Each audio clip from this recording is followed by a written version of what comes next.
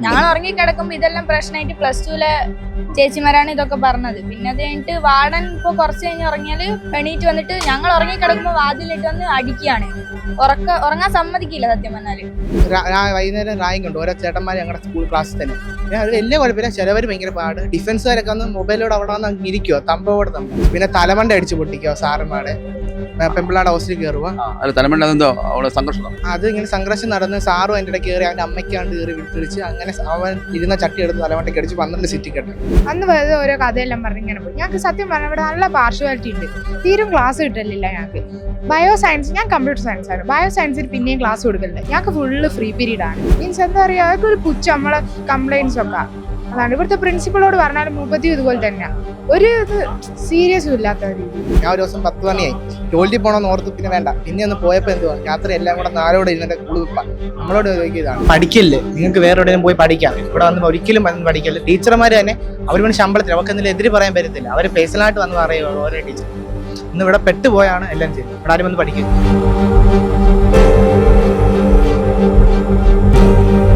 കേന്ദ്രസേനയിൽ ജോലി എന്ന മോഹവുമായാണ് പത്തനംതിട്ട ഇലവന്തുട്ടയിൽ പ്രവർത്തിക്കുന്ന AFPT ക്യാമ്പസിലേക്ക് വിദ്യാർത്ഥികൾ എത്തിയത്. കേരളത്തിൻ്റെ വിവിധ സ്ഥലങ്ങൾ, അതായത് കോഴിക്കോട്, കാസർഗോഡ്, കൊച്ചി, എറണാകുളം തുടങ്ങിയ സ്ഥലങ്ങളിൽ നിന്നുള്ള വിദ്യാർത്ഥികൾ വരെ ഇവിടെ എത്തുകയും ചെയ്തിട്ടുണ്ട്. എന്നാൽ ഇവർ പാതി വഴിയിൽ അല്ലെങ്കിൽ പഠനം ആരംഭിച്ചപ്പോൾ തന്നെ അത് നിർത്തിയാലാക്കേണ്ട സാഹചര്യമാണ് ഉണ്ടായത്. കൃത്യമായ രീതിയിലുള്ള പരിശീലനം ഡിഫൻസ് അക്കാഡമിയുടെ പരിശീലനം ഇവർക്ക് ലഭിക്കുന്നില്ല.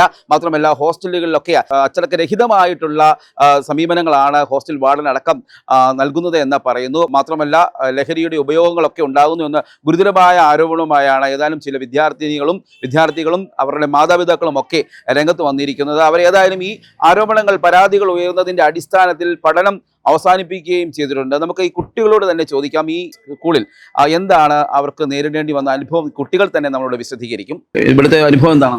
ഇവിടെ വളരെ മോശമായിട്ടുള്ള അനുഭവമാണ്. പിന്നെ വാർഡന്റെ അടുത്ത് നിന്ന് കുറെ കാര്യങ്ങള്, പിന്നെ ഹോസ്റ്റലില് ബോയ്സ് കയറി അങ്ങനെ കുറച്ച് പ്രശ്നം. പിന്നെ ഇവിടെ നിൽക്കാൻ പറ്റുന്നില്ല, അതാണ് മെയിൻ പ്രശ്നം. ഈ ബോയ്സ് ഹോസ്റ്റലും ലേഡീസ് ഹോസ്റ്റലും അടുത്ത് തന്നെയാണോ? കുറച്ചുണ്ട്, അത് അത്രയില്ല ഇപ്പൊ. എന്നാലും കോമ്പൗണ്ടിനുള്ളിൽ തന്നെ. അവിടെ നിങ്ങൾക്ക് സേഫ് ആയിരുന്നോ? അവിടെ സേഫേ അല്ല, ഒട്ടും സേഫ് അല്ല. എന്താണ് അത് ഒരു 12:30 കഴിയുമ്പോഴത്തേനും ബോയ്സ് ഗേൾസ് ഹോസ്റ്റലിൽ കയറിയാണ്. ഇത്രയും സെക്യൂരിറ്റി എന്നിട്ട് സെക്യൂരിറ്റി ഉറങ്ങിപ്പോയി എന്നാ പറയുന്നത്. ഉറങ്ങിപ്പോയാലാണ് പിന്നെ ഈ പണിക്ക് നിർത്തണോ? എന്റെ ആവശ്യമില്ലല്ലോ. വാർഡൻ ഉണ്ട്, വാർഡൻ കിടന്നങ്ങ് ഉറങ്ങും. എത്ര മണിക്കാണ്? 12:30 കഴിഞ്ഞിണ്ടാവും. ഞങ്ങൾ ഉറങ്ങിക്കിടക്കുമ്പോ ഇതെല്ലാം പ്രശ്നമായിട്ട് +2 ചേച്ചിമാരാണ് ഇതൊക്കെ പറഞ്ഞത്. പിന്നെ അത് കഴിഞ്ഞിട്ട് വാർഡൻ ഇപ്പൊ കുറച്ച് കഴിഞ്ഞ് ഉറങ്ങിയാല് എണീറ്റ് വന്നിട്ട് ഞങ്ങൾ ഉറങ്ങിക്കിടക്കുമ്പോ വാതിലിട്ട് വന്ന് അടിക്കുകയാണ്. ഉറങ്ങാൻ സമ്മതിക്കില്ല സത്യം പറഞ്ഞാല്. ഈ പരിശീലനമൊക്കെ ഉണ്ടായിരുന്നു ഇവിടെ?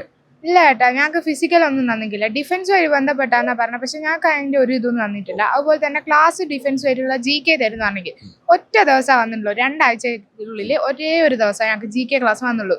ഇതുവരെ വന്നിട്ടില്ല. അതും ഞങ്ങൾക്ക് അന്ന് ക്ലാസ്സും എടുത്തിട്ടില്ല.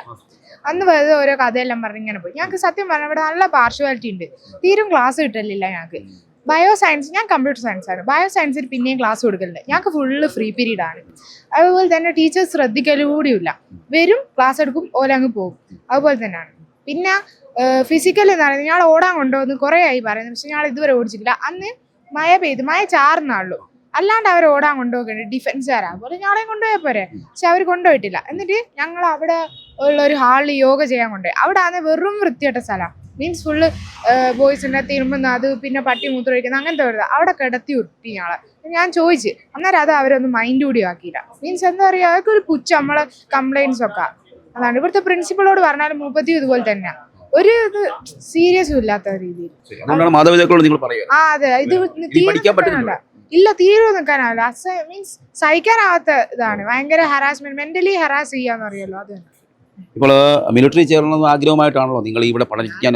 ഇങ്ങനെ മിലിറ്ററി ചേരണമെന്ന് പറഞ്ഞില്ല, വീട്ടുകാരുടെ നിർബന്ധത്തിൽ ഇവിടെ വന്നു. ഒരു സ്കൂൾ പ്രിൻസിപ്പളാണ് ഞാൻ. അങ്ങനെ വന്നു, ഇവിടെ പെട്ടുപോയി. ഇവിടെ ആണെങ്കിൽ വന്ന ദിവസം തൊട്ടേ അവിടുത്തെ ആ പ്രിൻസിപ്പൾ ഒന്ന് തോളയിട്ട് കൈയിട്ടുണ്ടോ അവനെ പുഷപ്പ് പിടിപ്പിച്ചിട്ട് കണ്ടില്ലെന്ന് പറഞ്ഞ് കാലിലെ മണ്ടേ ഇപ്പം കസാര മണ്ടേ കാല് കയറ്റി വെച്ചിട്ട് ഇരിക്കുവോ. കണ്ടില്ല 30 മിനിറ്റ് അവനെ നിർത്തി. അവൻ വേർത്തൊരു ഷർട്ടോടെ വന്ന് റൂമിൽ ഇരിക്കും. കൈയെല്ലാം വിറയ്ക്കും. അങ്ങനെ ഓരോ പിള്ളേർ നമ്മളിന്ന് അവിടെ സ്റ്റോറുണ്ട്, അവിടെ പോകണമെന്ന് ചോദിച്ചാൽ പോലും വിടത്തില്ല. അവരാണെങ്കിൽ നീ എന്തിനാണ് പോകുന്നേ, ഇങ്ങനെ ദേഷ്യപ്പെടും. ഇമാര് വെള്ളം അടിച്ചിട്ട് ഭയങ്കര വൃത്താണ്. രാത്രി പിള്ളേർ നമ്മുടെ ചെറിയ എന്തെങ്കിലും മുറിഞ്ഞോ എന്ന് തരിക, നീ കൂള് വെക്കോളോ അത് വെക്കോ നിനക്ക് വേണോ. ഞാൻ ഒരു ദിവസം 10 മണിയായി ടോയ്ലറ്റിൽ പോകണമെന്ന് ഓർത്ത് പിന്നെ വേണ്ട. പിന്നെ ഒന്ന് പോയപ്പോൾ എന്തുവാ രാത്രി എല്ലാം കൂടെ 4 ഇരുന്നിട്ട് കൂള് വെപ്പാ. നമ്മളോട് ചോദിക്കുക ഇതാണ്. പിന്നെ ഡിഫൻസുകാർ +2 ഇവരെല്ലാം ഞങ്ങളുടെ റൂമിലാണ് എല്ലാവരും വന്ന്. ഒരു ചേച്ചിയോട് ഞങ്ങളുടെ അടുത്ത് അപ്പം മിണ്ടി അതെന്താ മിണ്ടിയെന്ന് പറഞ്ഞ് നീ ഈ മിണ്ടിയേക്കൽ പറഞ്ഞ് അടിക്കാനല്ല പറഞ്ഞു. ഇതാണ് ഇവിടുത്തെ അവസ്ഥ. ഇവിടെ ഒരു വാർഡനുണ്ട്, ഒരു വയലറ്റ് ഷർട്ട് ഇട്ടത്, അയാൾ ഭയങ്കര പാടാണ്. എല്ലാവരും തെറിവിളിയും രാത്രി വെള്ളം അടിച്ചവരൊക്കെ ഭയങ്കര പാകാണ്. വിദേശിച്ച് ആരംഭിച്ചിട്ട് പഠിക്കണമെന്ന് വെച്ചാൽ ഇവിടെ ഒരിക്കലും ഇവിടെ ആയില്ല. നിങ്ങൾക്ക് വേറെ സ്കൂളിൽ എങ്ങനെയാണ് ഇത് ഇവിടെ ഇങ്ങനെ ഒരു അഡ്മിഷൻ അറിഞ്ഞ ഈ സ്ഥാപനത്തെ പറ്റി അറിഞ്ഞത്? ഇവര് സ്കൂളിൽ വന്ന് ഇപ്പം അവിടുത്തെ പ്രിൻസിപ്പൾ പറഞ്ഞാണ് ഞാൻ ഇവിടെ വന്നത്. വീട്ടുകാർ പിന്നെ ഇതൊക്കെ കണ്ടപ്പോൾ അങ്ങ് വിശ്വസിച്ചു. അങ്ങനെ വന്ന് പിന്നെ ഇവിടുത്തെ പ്രിൻസിപ്പൾ ഉണ്ട്, എല്ലാവരും ഭയങ്കര മിടുക്കുക. അവര് പറഞ്ഞ ആ മൈക്കിൽ എല്ലാവരും ഇവിടെ വീണു പോയി. അങ്ങനെയാണ് എടുത്തത്. എന്തായാലും നിങ്ങൾക്ക് ഹോസ്റ്റലിൽ പോലും സുരക്ഷിതമല്ല, നിങ്ങളെ റാഗ് ചെയ്തിട്ടുണ്ടോ? വൈകുന്നേരം റായിങ് ഉണ്ട് ഓരോ ചേട്ടന്മാർ ഞങ്ങളുടെ സ്കൂൾ ക്ലാസ്സിൽ തന്നെ. പിന്നെ അവർ വലിയ കുഴപ്പമില്ല, ചിലവർ ഭയങ്കര പാട്. ഡിഫൻസുകാരൊക്കെ വന്ന് മൊബൈലോട് അവിടെ വന്ന് ഇരിക്കുവോ, തമ്പോട് തമ്പ. എന്താ വാർഡന്മാരും അത്ര ഇതാ വെള്ളം അടിച്ചു. പിന്നെ തലമണ്ട അടിച്ച് പൊട്ടിക്കോ സാറന്മാരുടെ പെമ്പിള്ളാടെ ഹോസ്റ്റലിൽ കയറുക. അത് ഇങ്ങനെ സംഘർഷം നടന്ന് സാറും അതിൻ്റെ ഇടയ്ക്ക് കയറി അവൻ്റെ അമ്മയ്ക്കാണ്ട് കയറി വിളിച്ച് അങ്ങനെ അവൻ ഇരുന്ന ചട്ടി എടുത്ത് തലമണ്ടയ്ക്ക് അടിച്ച് 12 സിറ്റി കെട്ട്. നല്ല അടിപൊളിയായിരുന്നു. ഇങ്ങനെയാണ് ഈ ക്യാമ്പസ് പ്രവർത്തിക്കുന്നത്. എന്താണ് അനുഭവം? അനുഭവം എന്ന് വെച്ചാൽ വളരെ മോശം അനുഭവമാണ്. ഇവിടെ നമ്മൾ പരീക്ഷ എഴുതുന്നതൊക്കെ പുറത്താണ് പരീക്ഷ എഴുതുന്നത്. ഇവിടെ നമ്മൾ ട്യൂഷൻ ഇരുന്ന് പഠിച്ചിട്ട് പോയിരുന്ന പോലെയാണ് പരീക്ഷ. ഇതൊരു സ്കീമാണ്. അതുപോലെ ഈ റാഗിങ്ങോ അല്ലെങ്കിൽ ലഹരി ഉപയോഗിക്കാൻ അങ്ങനെയുള്ള നിർബന്ധങ്ങളോ ഉണ്ടായോ? ലഹരി ചില പിള്ളേരൊക്കെ വേണമെന്ന് ചോദിക്കുന്നുണ്ട്. ഈ ഹാൻഡ്സ് അങ്ങനെ എന്താ സംഭവങ്ങളൊക്കെ വേണം. ശ്രദ്ധിക്കാറില്ല? ഇല്ല. ഇത് ക്ലാസ് ടൈമിലാണോ അതോ ഹോസ്റ്റലിൽ വെച്ചാണോ? ഹോസ്റ്റലിൽ വെച്ച്. ഏതായാലും അവിടെ പഠിക്കുന്നില്ലെന്നാണ് തീരുമാനം? പഠിക്കുന്നില്ല, ഇവിടെ പഠിക്കുന്നില്ല. 1 വർഷം വെറുതെ പോകും. നീ വേറെ ചേരാൻ വേണ്ടിയാണ്?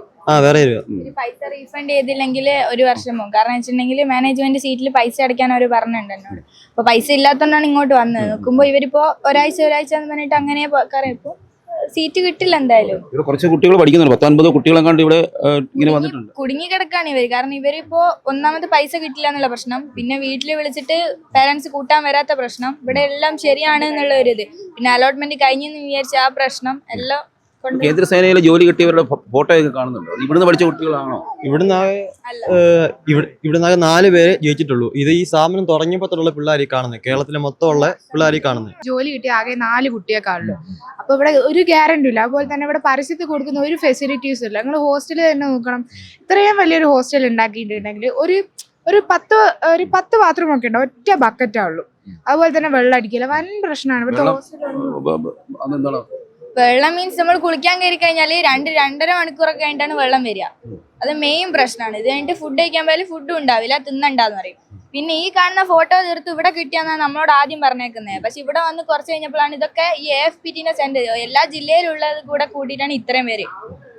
ടീച്ചർമാർ പറഞ്ഞ പോലും ഇവിടെ വന്ന് പഠിക്കില്ലേ, നിങ്ങൾക്ക് വേറെ എവിടെയും പോയി പഠിക്കാം, ഇവിടെ വന്ന് ഒരിക്കലും പഠിക്കില്ല. ടീച്ചർമാർ തന്നെ അവർ വേണ്ടി ശമ്പളത്തിൽ അവർക്ക് എന്തെങ്കിലും എതിര് പറയാൻ പറ്റത്തില്ല. അവർ പേഴ്സണലായിട്ട് വന്ന് പറയുള്ളൂ. ഓരോ ടീച്ചർമാർ ഇന്ന് ഇവിടെ പെട്ടുപോയാണ് എല്ലാം ചെയ്തത്. ഇവിടെ ആരും വന്ന് പഠിക്കില്ല. ഇത്തരത്തിൽ കുട്ടികൾ ഗുരുതരമായ ആരോപണങ്ങൾ തന്നെയാണ് ഉന്നയിച്ചിരിക്കുന്നത്. ആ കുട്ടികളൊക്കെ തന്നെ ഇപ്പോൾ ഇവിടെ പഠനം നിർത്തിവെക്കുകയാണ്. അവർക്ക് സാമ്പത്തികമായി നഷ്ടം വന്നു, അത് പരിഹരിക്കപ്പെടണം. ഇവരെ വാങ്ങിയ ഫീസ് അത് തിരികെ നൽകണമെന്ന ആവശ്യവുമായാണ് ഇപ്പോൾ മാതാപിതാക്കളൊക്കെ വന്നത്. ഒപ്പം ഈ ഇത്തരത്തിൽ പ്രവർത്തിക്കുന്ന സ്ഥാപനത്തിനെതിരെ ശക്തമായ നിയമ നടപടികൾ സ്വീകരിക്കണമെന്നാണ് മാതാപിതാക്കളുടെയും നാട്ടുകാരുടെയും വിദ്യാർത്ഥികളുടെയും ഒക്കെ ആവശ്യം. Cameraman ജിതിനൊപ്പം CR Shyam, Marunadan Malayali, Pathanamthitta.